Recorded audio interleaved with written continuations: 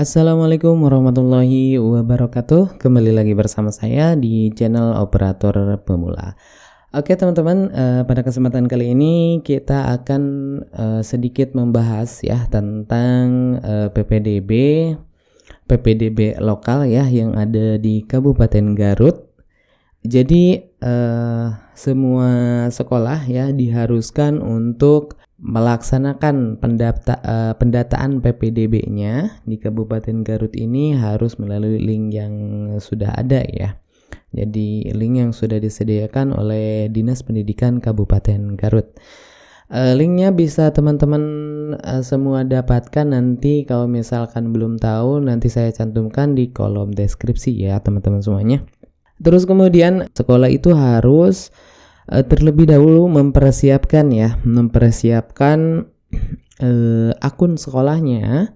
Jadi ada tahapan yang harus dipersiapkan, yaitu yang pertama sekolah mempersiapkan ya sebelum para siswa itu mendaftar harus mempersiapkan akun sekolahnya terlebih dahulu. Nah terus kemudian setelah itu baru siswa ya bisa atau orang tua siswa bisa mengakses link ini dan mendaftar ke sekolah Bapak Ibu semuanya. Nah terus kemudian nanti ada tahapan selanjutnya, yaitu adalah penerimaan setelah siswa itu ada yang mendaftar ya.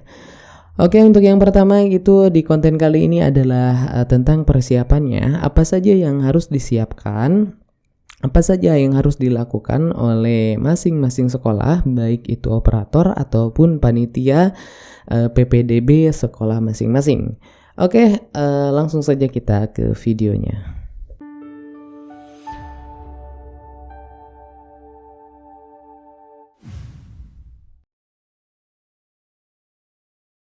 Oke teman-teman semuanya, bagi yang menggunakan laptop boleh ya, menggunakan HP juga bisa. Ketikkan saja langsung ya PPDB, linknya itu ppdb.garutkab.go.id. Nah seperti ini ya teman-teman semuanya, ppdb.garutkab.go.id. Oke, kalau misalkan sudah berada di sini, silahkan bagi Bapak Ibu maupun operator maupun panitia, silakan melaksanakan login ya. Klik login. Nah, terus kemudian di login ini Ibu Bapak semuanya bisa menggunakan NPSN sekolah masing-masing. Oke, usernya itu adalah NPSN dan NPSN sekolah masing-masing. Oke, kita masukkan. Passwordnya juga sama. Oke, kita klik login. Oke, nah di sini sudah ada ya Ibu Bapak semuanya. Oke, di sini kita sudah berada di dashboard ya, di dashboard PPDB dengan login dengan menggunakan NPSN dan user NPSN, password juga NPSN. Oke, yang pertama yang harus kita persiapkan itu adalah identitas sekolah ya. Ke menu identitas sekolah. Nah, di sini pastikan ini semuanya harus diupdate ya, teman-teman semuanya. Klik ubah data. Nah, di ubah data ini silakan teman-teman semuanya pastikan ini nama sekolahnya sudah benar, statusnya apa, negeri misalkan, kapasitas rombelnya berapa. Nah, di sini kita isi kapasitas rombel sesuai dengan sarana prasarana yang ada, atau begini nih, sesuai rencana misalkan sudah dengan atasan sudah berkoordinasi panitia dengan kepala sekolah. Nanti kita ini kelas 1 ini menerima berapa rombel nih gitu. Seperti itu ya.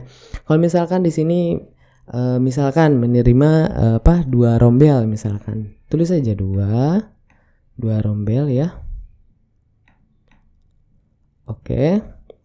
Nah, alamatnya silakan lengkapi alamat. Nah, terus maksudnya di sini ada HP call center, itu adalah nomor HP yang bisa dihubungi. Misalkan silakan, terus email yang bisa dihubungi silakan masukkan. Oke, nah ini terus kemudian titik koordinat ya Ibu Bapak semuanya. Kalau misalkan yang bingung ya, sebenarnya titik koordinatnya itu bisa di zoom in, zoom out ya dengan tarik seperti ini. Nah, terus kemudian ibu bapak semuanya, kalau misalkan dirasa sudah pas ya titik koordinatnya ada di sini. Ini kalau misalkan menggunakan HP ini bisa pakai titik yang ini ya kalau menggunakan HP. Ya. Nah, ini bisa di drag ya ke titik manapun, silahkan sesuai dengan titik koordinat sekolah masing-masing. Oke, untuk selanjutnya teman-teman kalau misalkan sudah lengkap, silakan klik simpan. Ya, kalau misalkan sudah lengkap, klik simpan. Nah, di sini sudah berhasil, kita tutup. Oke, selanjutnya gitu adalah setting kuota ya. Selanjutnya kita ke setting kuota. Nah, tadi kan kita itu silakan di setting kuota ini klik ubah data. Nah, tadi kan kita itu mengisi tadi di awal itu adalah kapasitasnya itu adalah 2 rombel ya, dimana satu rombel itu adalah 28 ya kalau nggak salah, untuk SD itu 28 siswa. Silakan atur ya, bagi-bagi. Ini misalkan untuk zonasi berapa, untuk afirmasi berapa, perpindahan orang tugas orang tua berapa orang gitu, seperti itu. Nah, kalau misalkan untuk zonasi itu apa ya? Zonasi itu bagi para peserta didik yang telah tinggal dalam satu zonas minimal ya 1 tahun. Terus kemudian afirmasi itu merupakan jalur yang disediakan bagi para peserta didik yang berasal dari keluarga ekonomi kurang mampu ya.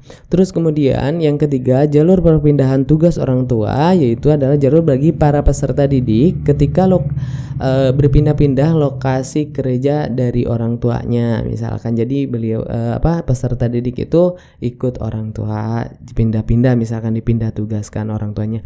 Terus kemudian yang terakhir adalah jalur prestasi, yaitu jalur bagi para peserta didik yang memiliki prestasi baik akademik maupun non akademik. Nah, di sini silakan setting berapa jumlah kuota siswanya, misalkan zonasinya mau berapa, afirmasinya mau berapa, perpindahannya mau berapa, silakan isi sesuai kuotanya ya. Tadi kan di sana ada 2 rombel, misalkan saya isi di sini 30. Nah, terus kemudian kita kasih untuk afirmasi misalkan 10. Ini udah 40 ya. Perpindahan misalkan 4 atau 5. Oke, prestasi akademik 3, misalkan non akademik 2, misalkan seperti ini ya. Ini misalkan 28 lah, biar pas ya. Oke, teman-teman semuanya. Jadi kalau misalkan sudah seperti ini, kuotanya sudah disetting, dihitung-hitung, silakan kalau misalkan sudah klik simpan ya. Ini bisa diperbaharui kok teman-teman. Kalau misalkan nanti mau ditambah, ini bisa diubah data. Nah, sebenarnya untuk persiapan ini, untuk persiapan sekolah, ini sudah beres ya teman-teman semuanya. Untuk persiapan sekolah ini udah beres. Tinggal nanti kita menunggu siswa yang daftar ya. Menunggu orang tua siswa mendaftarkan calon peserta didik itu daftar. Nah, bagaimana cara peserta didik daftar? Nah, cara peserta didik daftar kita akan jumpa di konten yang selanjutnya. Oke, terima kasih telah menonton. Wassalamualaikum warahmatullahi wabarakatuh.